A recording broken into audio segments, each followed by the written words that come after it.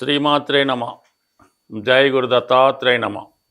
ఈ వీడియోలో మనం తులారాశి వారికి శ్రీ పరాభవనామ సంవత్సర ఉగాది ఫలితాలు తెలుసుకుందాం. మరి ఉగాది అంటేనే అందరూ చూసేది ఆదాయ వ్యయాలు. మరి ఈ రాశి వారికి ఆదాయం 5, వ్యయం 14. ఎప్పుడు కూడా తులారాశి వారికి వ్యయం ఎక్కువగానే సాధారణంగా ఉంటుంది. ఎందుకంటే వాళ్ళు కొద్దిగా బెటర్ లైఫ్ కోరుకుంటూ ఉంటారు. కొంత విలాసమైన జీవితం, ఎక్కువగా డొనేషను, హెల్పింగ్ నేచర్ వల్ల ఎప్పుడు వ్యయం ఎక్కువగానే ఉంటుంది. ఆదాయం 5, వ్యయం 14.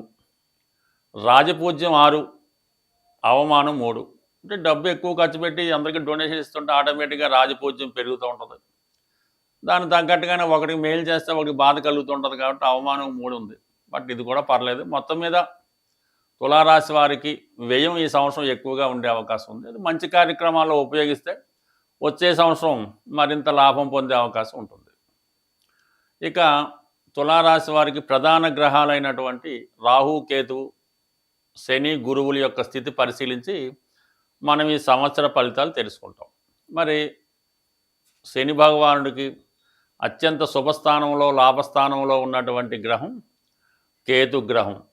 కేతు 11వ స్థానంలో ఉండడం వల్ల దైవ బలం కలిసి వస్తుంది. అలాగే ప్రధానంగా ప్రభుత్వ సహకారం లభిస్తుంది. ఎందుకంటే సింహరాశి యందు కేతు ఉన్నాడు. అందుకని కేతు ఏ రాశిలో ఉంటే ఫలితం ఇవ్వాలి కాబట్టి మీకు ప్రభుత్వ అనుకూలత ఏర్పడుతుంది. రాజకీయ రంగంలో ఉన్న వాళ్ళకి ప్రభుత్వ పదవి లభిస్తుంది.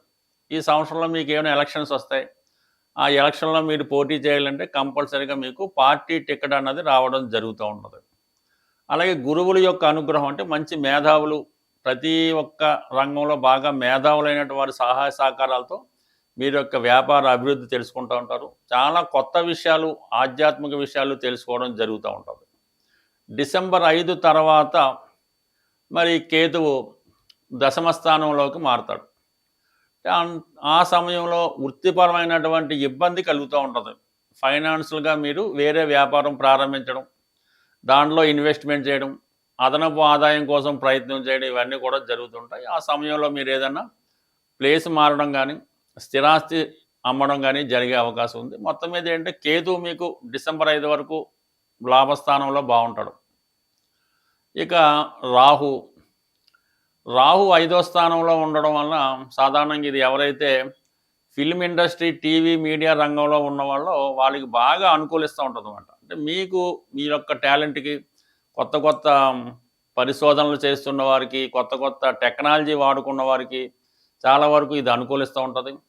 అలాగే మీకు ఒక మంచి నేము, గుర్తింపు కూడా రావడం జరుగుతూ ఉంటుంది.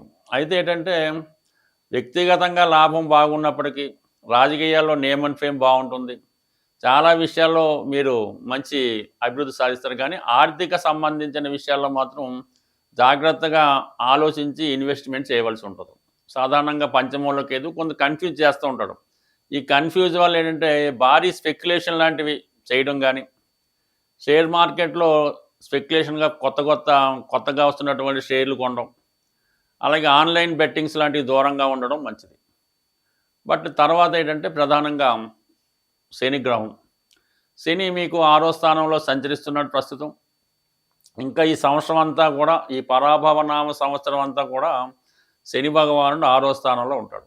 సరే, 6వ స్థానంలో శని విజయస్థానం కాబట్టి మీరు ఏ వృత్తిలో ఉన్నా కంప్లీట్గా మీకు వృత్తిపరమైనటువంటి సక్సెస్ అన్నది రావడం జరుగుతూ ఉంటుంది. కొత్తగా ఉద్యోగ ప్రయత్నం చేస్తున్న వాళ్ళకి, ఈ సంవత్సరంలో విద్య కంప్లీట్ చేస్తున్న వారికి కూడా ఎంబటనే మీ ప్లేస్మెంటు, క్యాంపస్ సెలక్షన్లో ఉద్యోగం రావడం జరుగుతూ ఉంటుంది. అయితే ఫస్ట్లో మాత్రం పెద్ద ఉద్యోగాన్ని మాత్రం మీరు ఆశించడానికి లేదు. ఒక సాధారణంగా సబార్డినేట్ ఉద్యోగం లాంటిది ఈ సమయంలో మీకు రావడం జరుగుతూ ఉంటుంది. అలాగే ప్రధానంగా ఉద్యోగరీత్యా మీరు కొంతవరకు ప్లేస్ మారదాం అనుకున్న వాళ్ళకి ఈ సమయంలో ప్లేస్ ఆఫ్ చేంజ్ కూడా రావడం జరుగుతూ ఉంటుంది. మీరు క్రీడా రంగంలో ఉన్న, లేదంటే ఏదన్నా ప్రభుత్వ ఉద్యోగం కొరకు ప్రయత్నం చేస్తున్న ఈ సమయంలో, అంటే మీకు ఈ సంవత్సరం అంతా కూడా ప్రభుత్వ ఉద్యోగ ప్రయత్నం చేస్తున్న వాళ్ళకి, లేదంటే ఏదన్నా క్రీడా రంగంలో నేమ్ అండ్ ఫేమ్ సంపాదించాలనుకున్న వాళ్ళకి చాలా అనుకూలంగా రావడం జరుగుతూ ఉంటుంది. అలాగే ఆరోగ్యపరంగా కూడా చాలా వరకు మంచి ఆరోగ్యం ఈ సంవత్సరం అంతా మీకు రావడం జరుగుతూ ఉంటుంది. అంటే మొత్తం మీద అటు శని భగవానుడు చాలా హ్యాపీగా మీకు మంచి స్థానంలో ఉన్నాడు.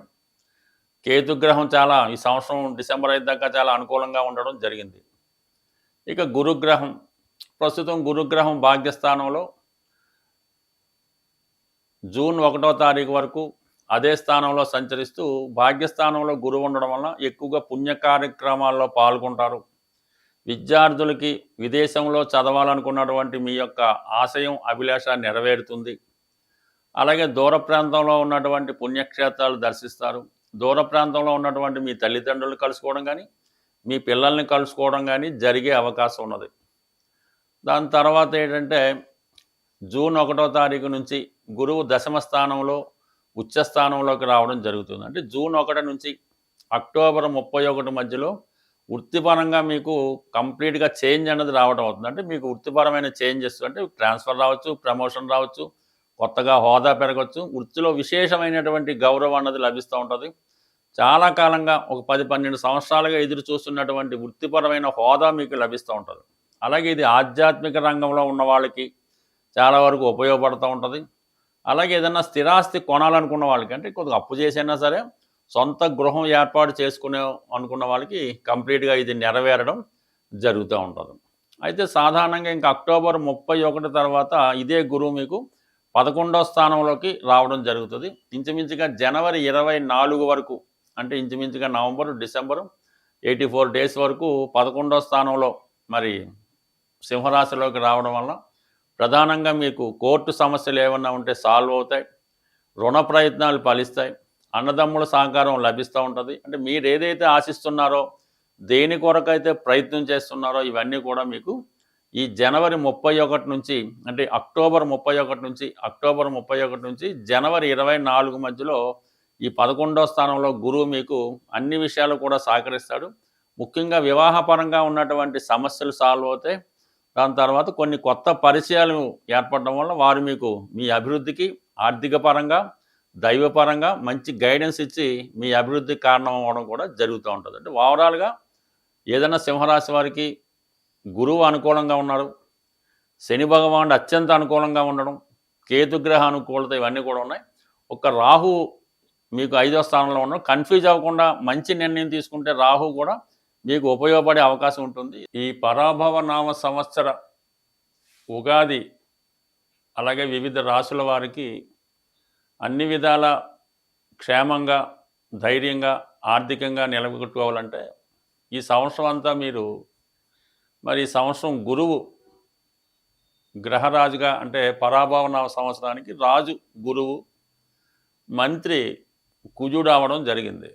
అందువల్ల మీరు గురుగ్రహం అంటే బృహస్పతి గురువు మీకు విద్య నేర్పిన గురువు, ఏ గురువునైనా సరే మీరు ఆరాధించి పూజించడం వల్ల ప్రముఖంగా దత్తాత్రేయుడు, దక్షిణామూర్తి, రాఘవేంద్ర స్వామి, అలాగే మన షిరిడి సాయిబాబా వారు, మరి ప్రస్తుతం పుట్టపర్తి సత్యసాయిబాబా గారు, ఎవరైనా సరే మీకు నచ్చిన గురువు మీ ప్రాంతంలో ఉన్నటువంటి గురువుని ఆశ్రయించి ఆ గురువు యొక్క బోధనలు ఆయన చెప్పిన మంచిని ఫాలో అవ్వడం వల్ల కంప్లీట్గా మీకు ఆ గురుగ్రహ అనుగ్రహం మీకు ఈ సంవత్సరం ఎక్కువగా లభించడం జరుగుతూ ఉంటుంది. అంటే గురువు మనకి ఈ నవగ్రహాల్లో ఈ జన్మజాతక రీత్యా గోచార రీత్యా గురువు తన యొక్క స్థానంతో సంబంధం లేకుండా ధన ఇవ్వగలడు, ధనకారకుడుగా 5వ స్థానానికి అధిపతి అవుతూ ఉంటాడు. అంటే సంతానాన్ని ఇవ్వగలడు. మీరు గత జన్మలో చేసుకున్నటువంటి పూర్వ పుణ్యాన్ని ఈ సంవత్సరం ఇచ్చే అవకాశం ఉంది. అంటే మంచి సంతానాన్ని ఇవ్వగలడు, సంతానానికి విద్యా బుద్ధులు ప్రసాదించగలడు.